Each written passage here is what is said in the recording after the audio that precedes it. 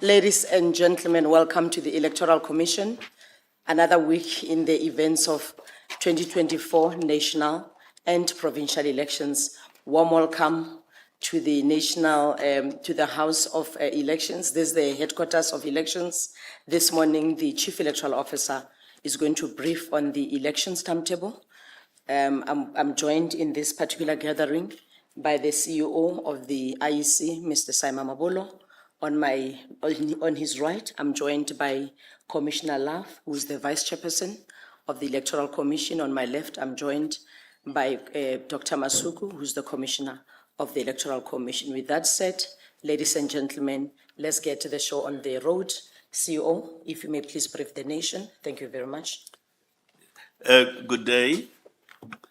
The Electoral Commission confirms that the date for the 2024 general elections was proclaimed by the President and all provincial premiers on Friday, 23rd February 2024. The proclamation of the election date has certain legal consequences for the electoral process. The first major implication is that the voters' roll has now closed.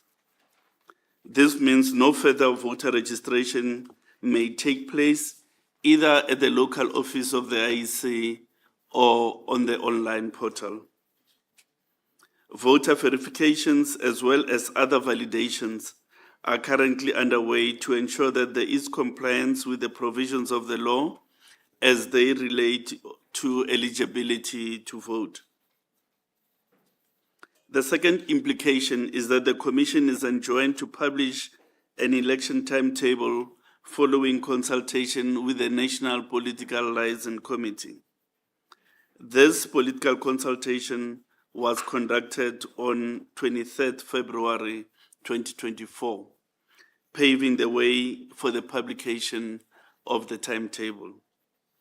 Accordingly, the 2024 timetable was published on Saturday, 24th of February 2024.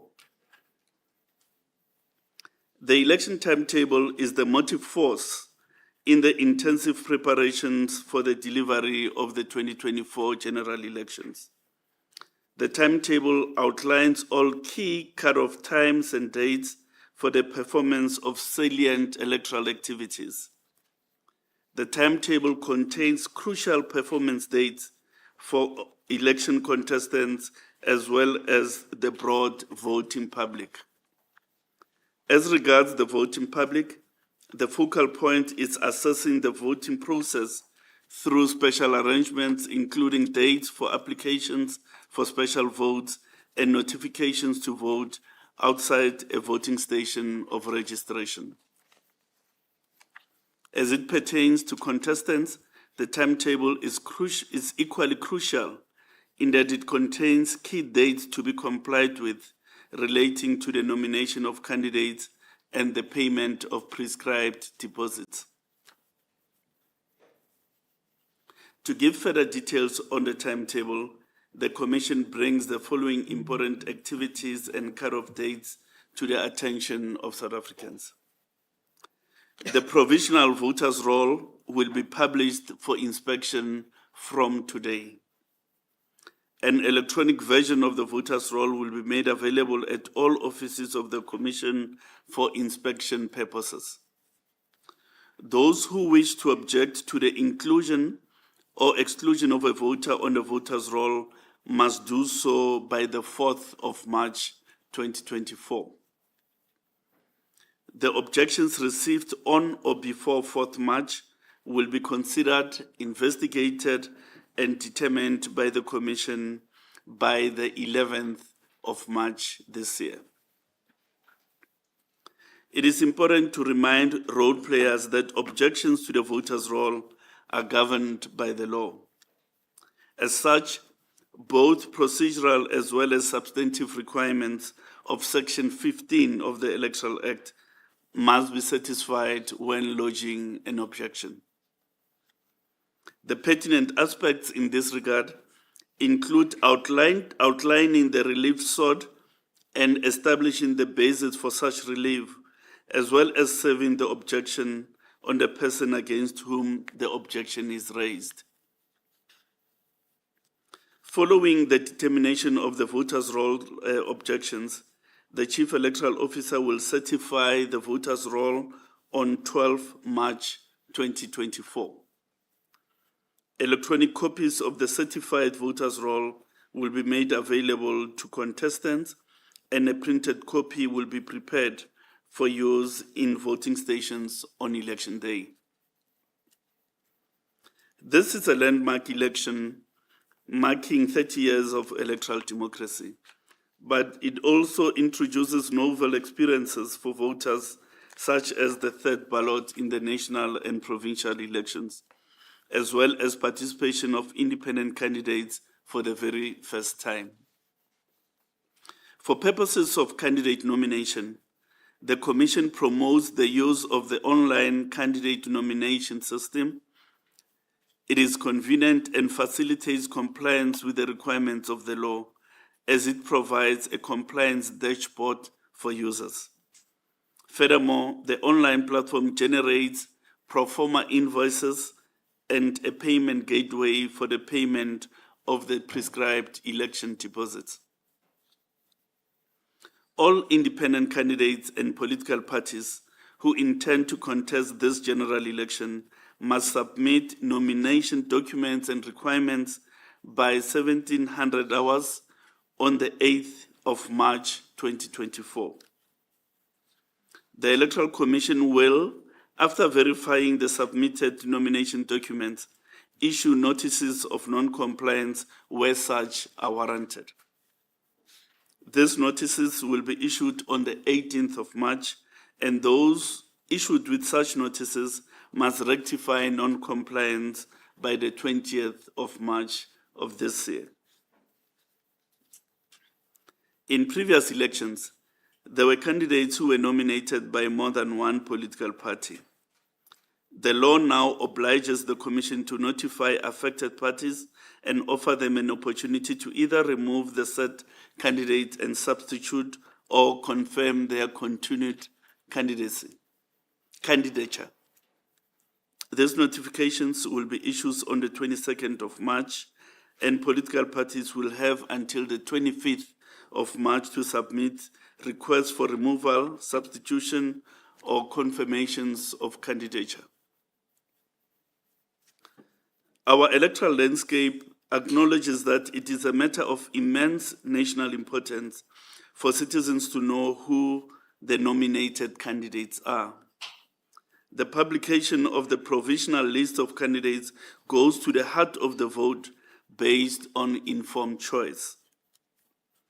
Therefore, the provisional list of candidates will be published for inspection on the 26th and 27th of March this year. Interested parties may object against certain prospective candidates who are nominated. Such objections must be lodged with the Commission on 27 March 2024. The Commission will decide on these objections by the 28th of March. Any person or political party or entity that is not satisfied with the decision of the Commission may approach the Electoral Court to appeal the objection decision. The Electoral Court's appeals must be lodged by the 2nd of April 2024. The Electoral Court will determine appeals relating to candidates on 9 April 2024.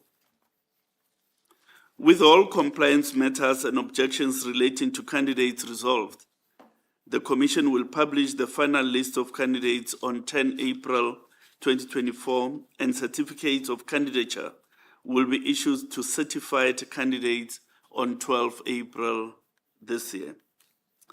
The conclusion of the candidate nomination process will set in motion the ballot paper printing project. The official list of the 23,292 voting stations to be used in these elections will be availed for inspection on the 12th of April. The list will include the addresses of voting stations, as well as stopping points and stopping times of the 33 mobile voting stations that we have in the country. The project of contracting this voting station is well advanced.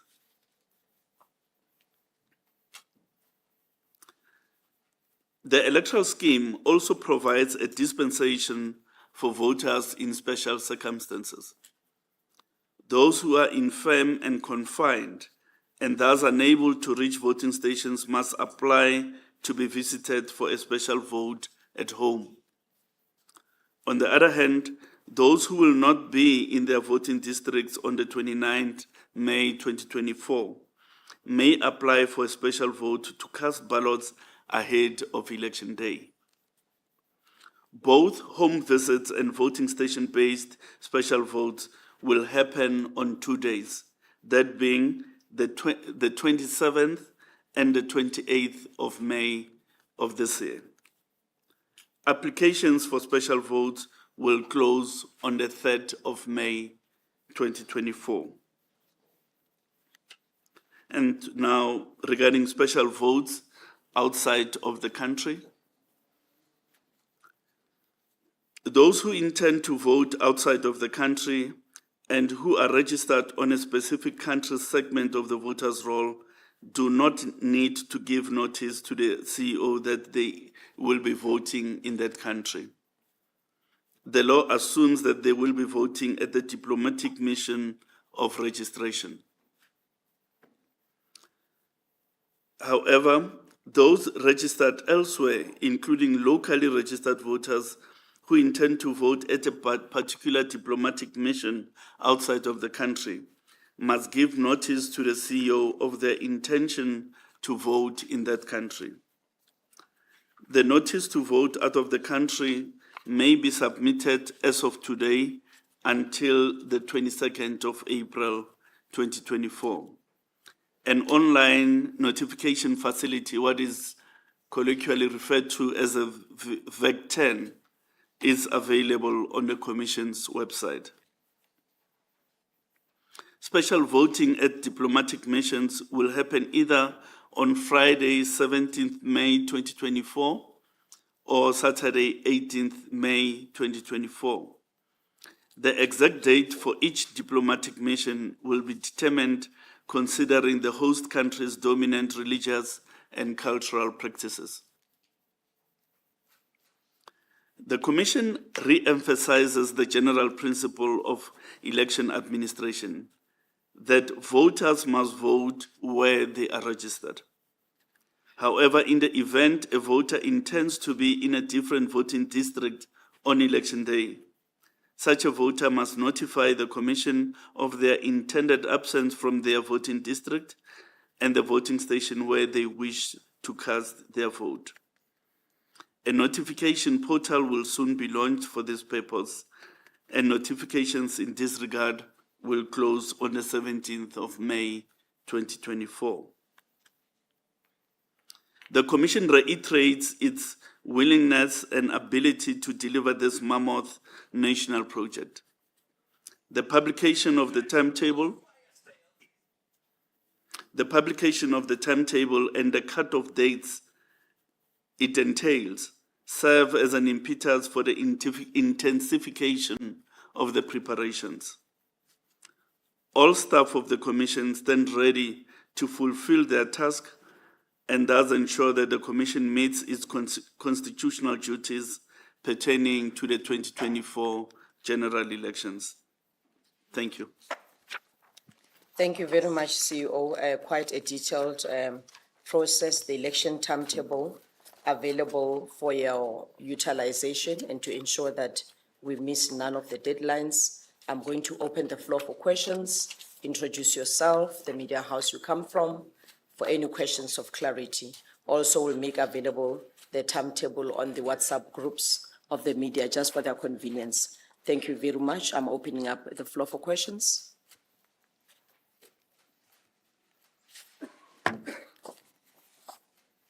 I note one hand. Is there any other? Okay, let's proceed and then we'll pick up the remaining hands. Thank you so much. Good afternoon. Raymond from Netwerk 24. I just want to know how will the ballot paper looks like? How many ballot papers will each voter receive? And can you explain, because I understand that there might be 3 ballot papers. Just explain how it will work and what will you guys do, to educate voters about how the ballot paper will work. I'm going to take a hand on my left. Puleli Treaty Jones, ENCA. Just wanted to ask, firstly, how many political parties will be eligible to participate in the elections to date? Do we have figures of how many young people, women and men have registered? And are you working closely with NGOs who are saying they want to volunteer to be observers at some of the voting stations? Thank you.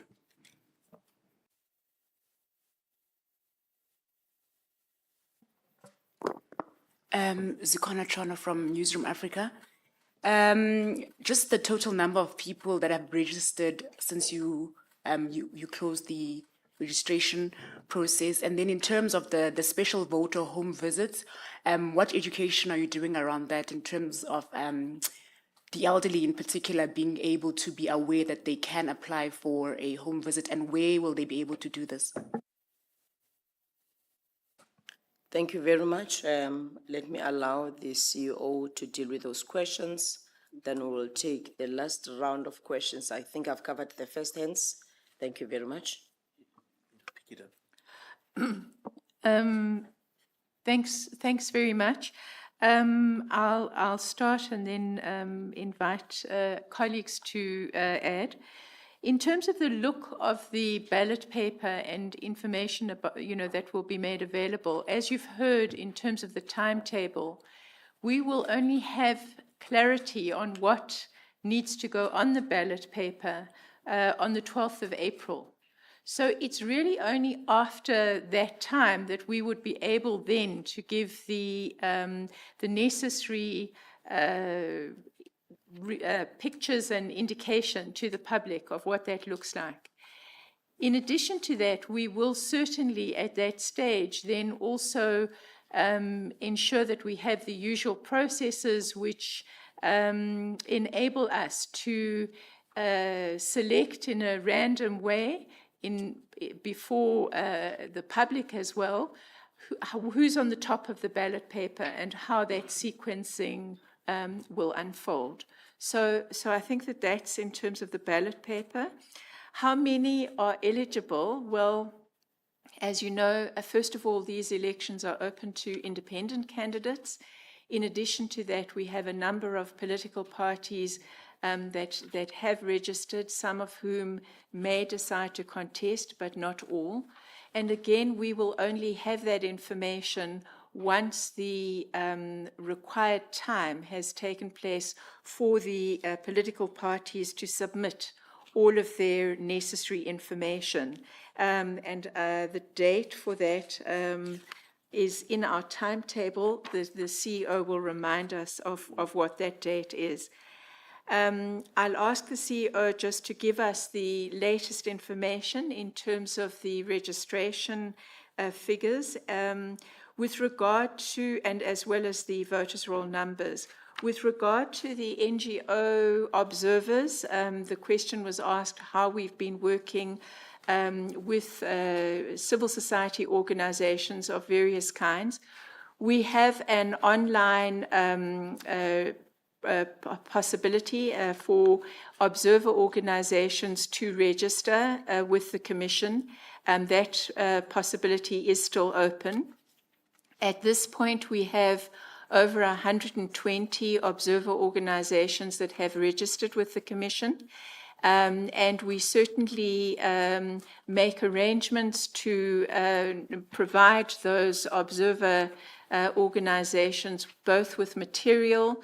We're hoping to have also audio-visual material as well as the printed material, as well as to have engagements at the national and provincial levels with the Commission so as to enable their familiarization with the process.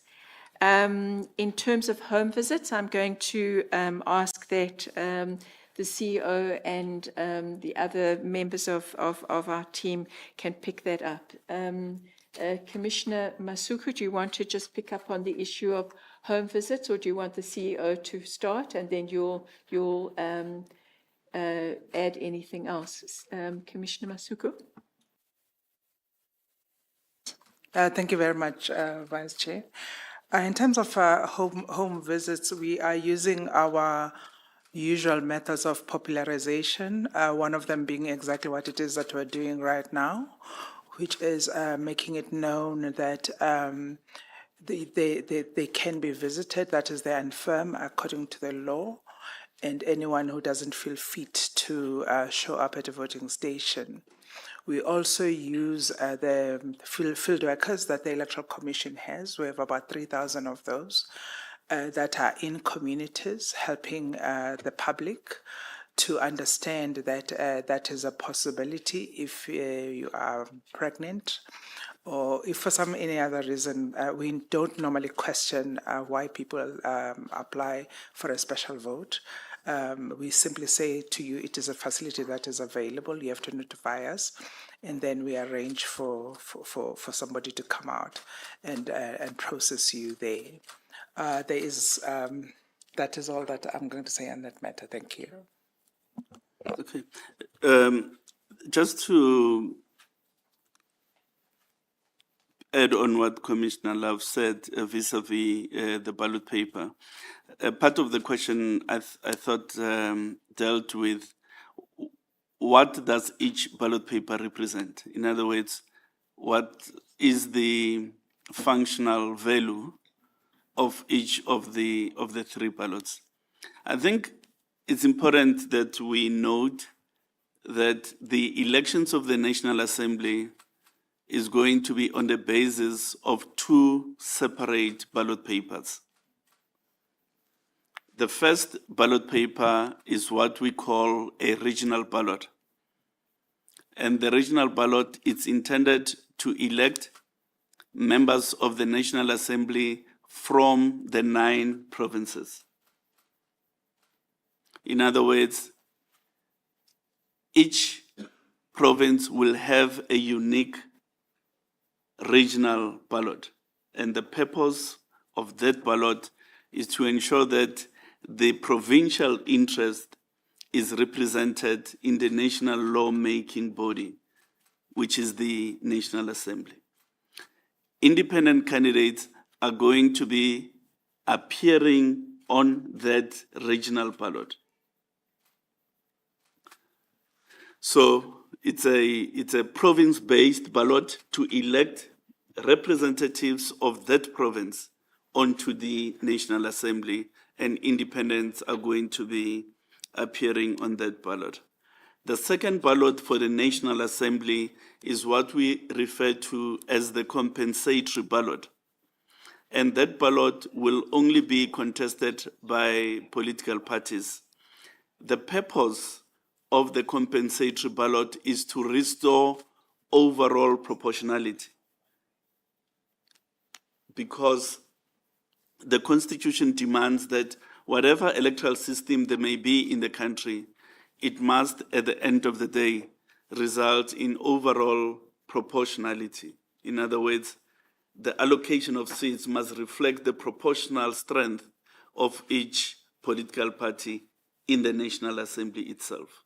Hence, we have a two-tier system. We have a regional tier and a compensatory tier in the election of the National Assembly. The third ballot then is the provincial ballot, whose purpose is the election of representatives into the provincial legislature. On that ballot, it will contain political parties as well as independent candidates. How many parties are there? At the last count, there were just over 350 parties who can nominate candidates. But as we indicated in the statement, the deadline for the submission of list of candidates is the 8th of March. And on the 8th of March, parties must pay their election deposits, must submit their list of candidates, must give us a notice that every person who's on the list of candidates is compliant, and that they are bound by the election timetable. And then there's a whole process then of publishing those lists, receiving objections, evaluating those objections against the Constitution and the law, and then finally publishing those lists on the 12th of April to tell the country, actually on the 10th of April, to tell the country who the candidates are who have qualified to stand for election this year. The voters' roll, we do indicate in the statement that we are doing a number of validations and verifications, checking against the National Population Register and so on. As at the last count, we were at 27.6 million. At a point where we certify the voters' roll, we will provide you with the analysis of how many young, how many old, the different age demographics, which province, female, male, that we will do upon certification of the voters' roll. Thank you so much, CEO and commissioners. I'm going to take the last round of questions before we close the briefing. If there are any other matters of clarity, Zukana. Zukana Chana from Newsroom Africa. In terms of objections that political parties or whoever can submit, can you give us some examples of objections that people have submitted in the past? What kind of things do people normally raise, even to a point where they go to they approach the courts with the IEC before the election date?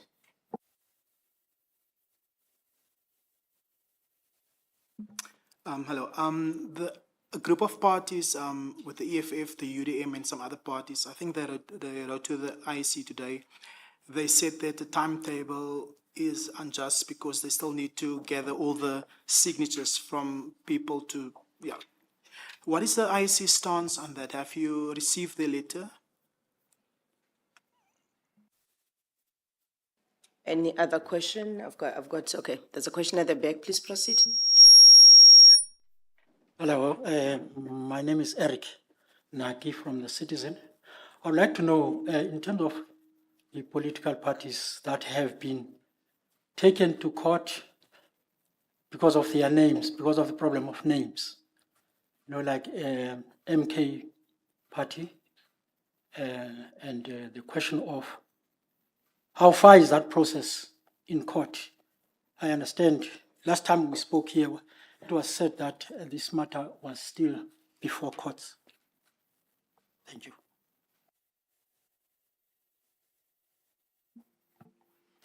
We have one question here from the virtual platform. Okay. Amanda Koza, News 24. Please, can you also clarify the signature threshold matter again? I think there seems to be confusion about the number of signatures that are required. Thank you.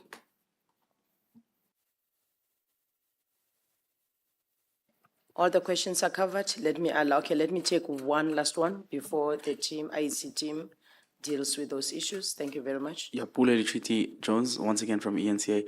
What is the vetting criteria around independent candidates, the vetting criteria? In an instance where a candidate has a criminal record or has been charged before, does this automatically disqualify them? Thank you.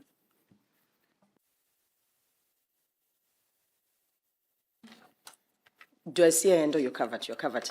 Okay. All right, let's proceed. Yeah, on that one, as an addition to the question that I asked before, there was you told us that the electoral court is supposed to determine whether the IEC was correct in the way it registered MK Party. Has the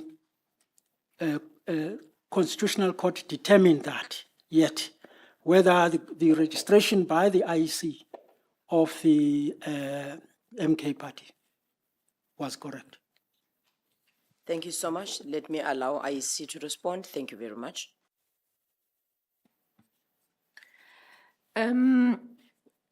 So maybe let me deal with the issue of the signatures. I'm not completely certain that I heard well, but it seemed that there is a suggestion that a party, I think the party that was mentioned by way of example was UDM, feels that it's unfair that it has to collect so many signatures, or that it's unfair for others. And then in addition to that, there was a separate question that was asking about the signature threshold. At the moment, as the law stands, and as you know, the Commission can only operate, it doesn't make the laws, it can only operate within the four corners of the law. As the law stands at the moment, independent candidates are required to submit 1,000 signatures in that election for which they intend to contest. In the case of a party that is not represented in any of the legislatures, that party needs to submit 15% of the quota that was in the last election reached, and those figures of what that would be, whether it's in the Gauteng province or for the National Assembly itself, those figures are available and are known and differ from one province and one election to another. That's what the law says at the moment. The matter is before the Constitutional Court. The Constitutional Court still has to decide whether or not it is going to hear the matter on a basis of urgency. This is not in the hands of the Commission. But as the Commission has indicated in its statement, following proclamation, the Commission has an obligation to issue a timetable, and within that timetable to set processes in motion and in place. It also has to have the necessary systems to do that. So the systems that are in existence and are currently live, and the timetable on the basis of which those systems operate, are systems which anticipate the information being received as indicated. In other words, 1,000 signatures for independent candidates and the 15% quota, depending on which election, for unrepresented parties. Beyond that, the Commission is not in a position to provide, I think, any further certainty or clarity. So, a question was then asked in relation to the disputes, and there are two disputes as we understand it, one of which is something that the Commission has been referenced around the naming, the registration and the name of MK Party. The issue of the name itself and the identification is not something that the Commission is cited in. It's a matter that is in the High Court, and it's not something, again, that we can control. It is something that is before that court. With regard to the procedure that the Commission adopted in relation to the actual registration of the MK Party, that matter is currently before the court and the Electoral Court, and we believe that it will be finalized in due course. But again, as we've indicated, we can only proceed on the basis of what we have as part of our current documentation and on the basis of the legislation as it stands. Then the question of objections to candidates, and again the idea of vetting criteria around independent candidates. So the criteria and the basis for the objection to to candidates in law is provided for in the Constitution. It's really not something that we can go beyond, and it's something that really is about whether or not candidates qualify in the sense that they are South African citizens, that they are candidates who have not received a prison sentence that is longer than that is for 12 months or more, and where there's been no option of parole. And these are not things that the Commission can extend or, in any way. The law doesn't provide any further criteria. Historically, we have received objections that have been both within the framework of the criteria and some that have been very much outside the framework of the criteria, and we've processed them accordingly. Any objection that comes to us that is beyond our own competence, in other words, it's not provided for in the law, the Commission is not in a position to uphold. And so those have been dealt with accordingly. And similarly, those that are within our purview are ones that we have investigated and pursued and ruled on accordingly. And that is what we will do in this particular instance. I think that I have covered the different questions, but I'm not sure whether any colleagues want to add. Thank you.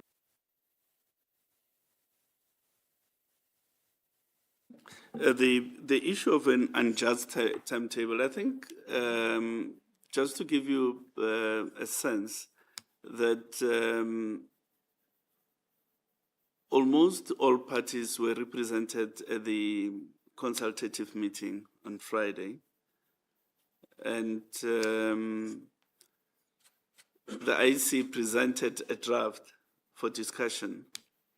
And that draft was unanimously supported with 2 amendments. The first amendment related to the date on which the notifications to the CEO relating to voting outside of a voting station of registration. That date was initially the 15th of May. In the discussions, it was proposed that it be made the 17th of May. So that was carried unanimously. The second adjustment that was made in the meeting was that the special votes at the voting station must be allowed for both 2 days of special voting. The initial proposal was that 1 day be dedicated for special votes at voting stations and 2 days be dedicated for special votes for home visitations. But the political liaison committee felt that special votes at stations must also be for 2 days, and that was agreed unanimously. So as far as we are concerned, therefore, the timetable on the basis of the consultation that we had on Friday was unanimously supported. Thank you so much, CEO. Dr. Masuko. Thank you very much. I just thought I'd also just add just a bit of insight and say that when it comes to the pressure that contestants are feeling about the signature requirement, I think it is important to say that, as the Electoral Commission has said previously, the portal for capturing signature has been open for a bit of time. It actually was opened on the 26th of January of 2024. So contestants have actually had quite some time to begin the process. And so anyone who is preparing to contest the elections should know that once an election date is proclaimed, the train starts moving because we have an election timetable. It's almost like a moving train and you can't stop it. So I don't think it is an excuse to say that the election timetable has caught people by surprise. It shouldn't have caught people by surprise. It is a logical thing that happens once the election is proclaimed. We have a timetable, and once that happens, you've got a series of things that happen.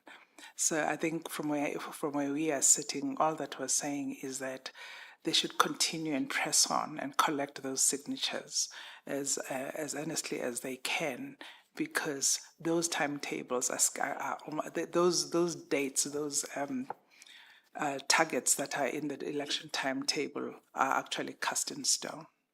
So the train is moving. Let's move along together. On that note, thank you very much, Dr. Masuku, for clarifying the issue.